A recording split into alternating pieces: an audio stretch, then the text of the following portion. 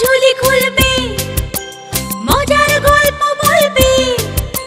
ঠাকুমা ঝুলি খুলবে, মজার গল্প বলবে।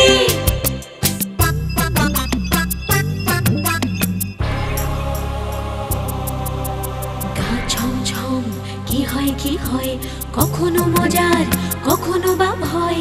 গা ছমছম, কি হয় কি হয়, কখনো মজার কখনো বা ভয়। পশু পাখি রাজা রানী ভূত পেতনি, চোখের সামনে সব হাঁটবে চলবে, কথা বলবে। ঠাকুমা ঝুলি খুলবে, মজার গল্প বলবে। ঠাকুমা ঝুলি খুলবে, মজার গল্প বলবে। ঠাকুমা ঝুলি খুলবে।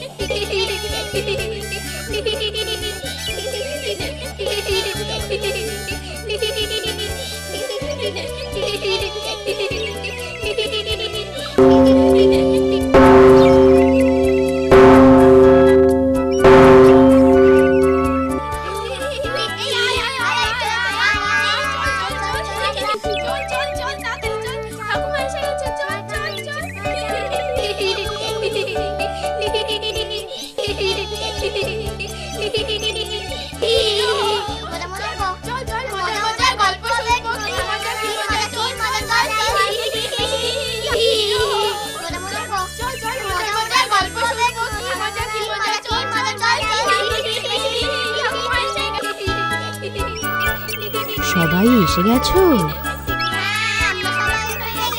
এবার তাহলে চুপ করে বসো, আমি আমার ঝুলি থেকে গল্প বার করি। শোনো। এক গ্রামে এক দরিদ্র ব্রাহ্মণ আর ব্রাহ্মণী বাস করত। একদিন সেই ব্রাহ্মণ ভিক্ষে করে বাড়ি ফেরে। কি গো, আজ কিছু ভিক্ষে পেলে? একটু আতপ চাল, একবেলার অন্ন জুটেছে। আজ রাতে আবার উপবাস করতে হবে। এইভাবে তো আর চলে না। ভগবান কি আমাদের দিকে মুখ তুলে চাইবেন না? তা ভগবানই জানেন।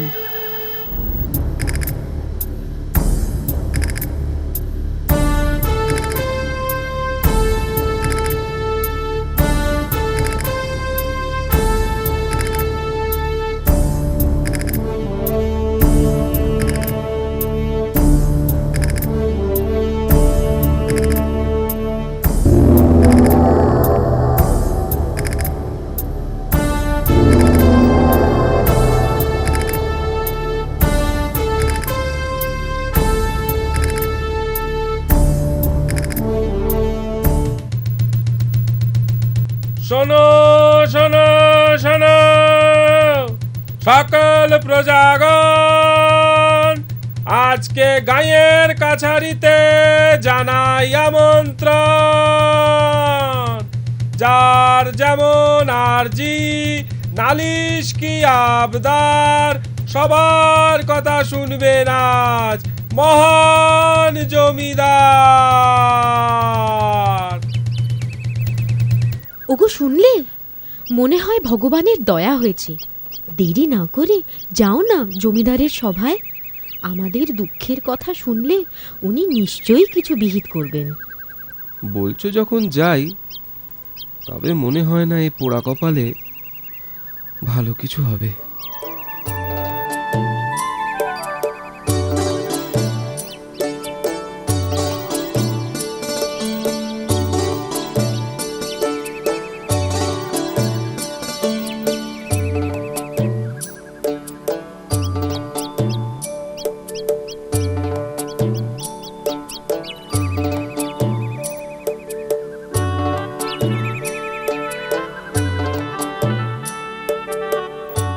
শুনেছি গায়ে নাকি ভূতের উপদ্রব। আগে হ্যাঁ হুজুর, গাঁয়ের উত্তর দিকে একটা বড় অসত্য গাছ আছে, সেই গাছেই ভূতেদের বাসা। তাই নাকি? বেশ বেশ। নায়েব, দিনের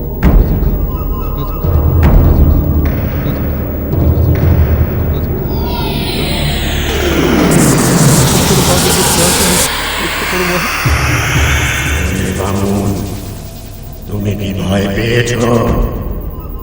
এত রাতে এখানে তোমার মতলবখানা কি বলো দেখি?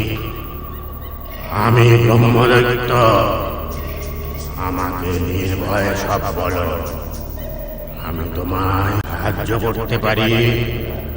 অপরাধ নেবেন না, আমি অতি দীন দরিদ্র ব্রাহ্মণ, ঘরে বড়ই অভাব।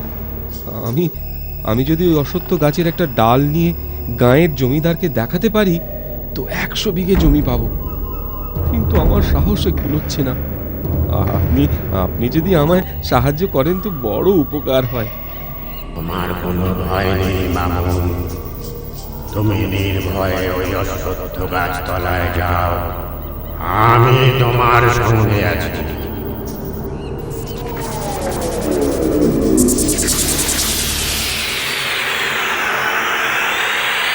ব্রহ্মদৈত্যর কথায় সাহস পেয়ে ব্রাহ্মণ অশ্বত্থ গাছতলায় গিয়ে একটা ছোট ডাল কাটার জন্য যে এমনি দায়ের কোপ লাগিয়েছে অমনি খুব মোড় দূর দাঁড় করিয়ে সামনে এসে দাঁড়ায়।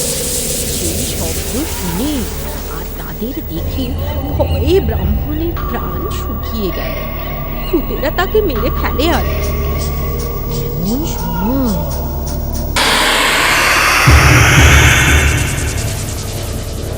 ওহে ভূতেরা, আমার কথা শোনো। এই বামুন অতি গরিব, এই গাছের একটা ডাল পেলে ওর দুঃখ বুঝবে।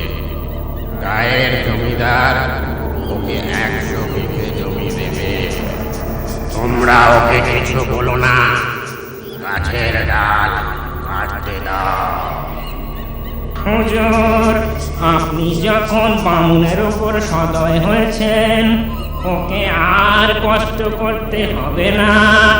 আমরাই ডাল কেটে দিচ্ছি, আমরাই ডাল কেটে দিচ্ছি, আমরাই ডাল কেটে দিচ্ছি।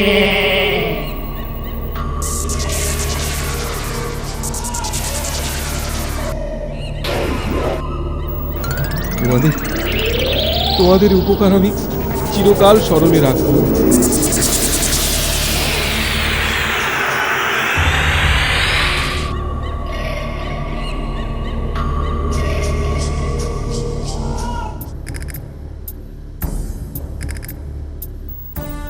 আশ্চর্য,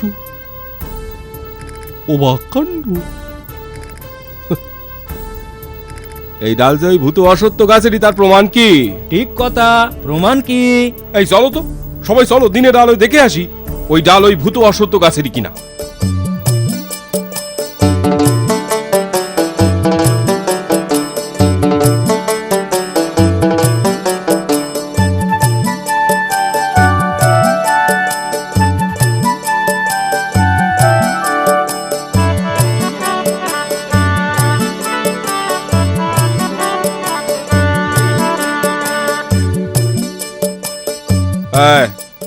এই যাও দেখো তো ওই কাটা ডালে এই ডাল মেলে কিনা। যাও যাও, ওঠো, গাছের ওপর ওঠো, যাও। হুজুর, এ ডাল এ গাছেরই। বামুনের সাহস আছে। নায়েব, বলুন হুজুর। 100 বিঘে জমি বামুনকে এক্ষুনি দেওয়ার ব্যবস্থা করো, এক্ষুনি করো। যথা আজ্ঞা হুজুর। মহানুভব জমিদার মহাশয়ের জয় হোক। জয় হোক, জয় হোক, জয় হোক, জয় হোক। দেখো বামুন, তোমার জমির সীমা বুঝে নাও। ওই দূরে ওই তাল গাছের সারি দেখা যাচ্ছে, সেখান থেকে এই অবধি জমির মালিক আজ থেকে তুমি। এত এত জমির মালিক আমি? বিশ্বাসই হচ্ছে না। এসবই তার দয়া। ধানগুলো পেকেছে বলো? সেটাই তো চিন্তার। 2-1 দিনের মধ্যে না কাটলে সব ধান নষ্ট হয়ে যাবে। 100 বিঘে জমির ধান মজুর লাগিয়ে কাটাবো, সে পয়সা কোথায়? তবে উপায়? উপায় একটা আছে। ভাবছি সেই দয়ালু ব্রহ্মদৈত্যের কাছেই যাই, তিনি নিশ্চয়ই একটা কিছু করবেন। তোমায় কি ভূতে পেয়েছে? বারবার গেলে উনি যদি রুষ্ট হন? না না, আর গিয়ে কাজ নেই, শেষে হিতে বিপরীত হতে পারে। এই তোমার এক ভয়। উনি সেরকম মানুষ সেরকম ব্রহ্মদৈত্যই নন। দেখো, সব ঠিক হয়ে যাবে। একটা উপায় উনি করবেনই।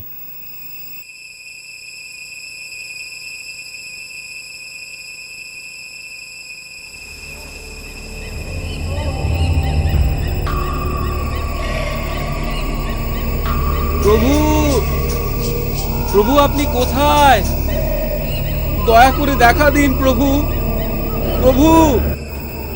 কি হে বামুন, আবার এসেছো কেন? কি প্রয়োজন? প্রভু, প্রভু, জমিদার বাবু 100 বিঘে জমি তো দিয়েছেন, কিন্তু সে জমির পাকা ধান 2-1 দিনের মধ্যে না কাটলে সব ফসল নষ্ট হয়ে যাবে। আমার তো পয়সা কড়ি নেই যে মজুর খাটাবো, তাই আপনার কাছে এলাম। আপনি দয়া করে এর একটা উপায় করে দিন। আচ্ছা, এ নিয়ে ভেবো না। তুমি 100 খানা কাস্তে কাল সন্ধ্যায় এই বকুল গাছ তলায় রেখে যেও। সকালে দেখবে তোমার বাড়িতে ধান গোলাবন্দি হয়ে রয়েছে। যথা আজ্ঞা প্রভু। শোনো ব্রাহ্মণী, উপায় তো হয়েছে, তবে 100 খানা কাস্তে পড়শিদের কাছ থেকে জোগাড় করতে হবে। কিন্তু ওরা দেবে কেন? 1 রাতের জন্য কাস্তে দেবে, বিনিময়ে 1 বস্তা ধান পাবে। এতে দেখো সবাই ঠিক রাজি হয়ে যাবে। তা বটে, চলো দুজনে মিলে পড়শিদের কাছে যাই, তারপর গোবর দিয়ে উঠোনটা নিকিয়ে রাখবো খন।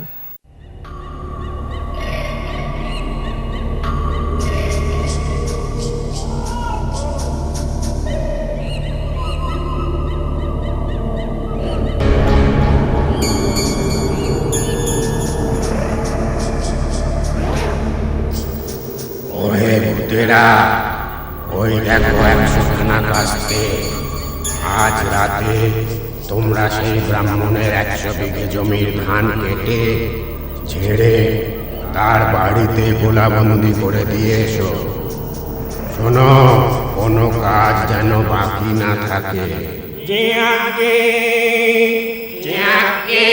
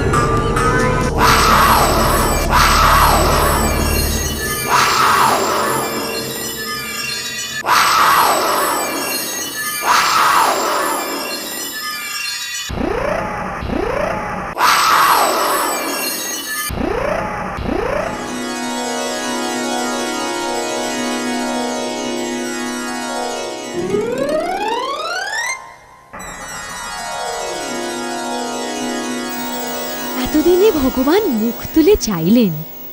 আমার তো মনে হয় ওই ব্রহ্মদৈত্যই সাক্ষাৎ ভগবান। তা যা বলেছ, ওর অশেষ দয়া। ব্রাহ্মণ সেই ধান বিক্রি করে অনেক টাকা পেল।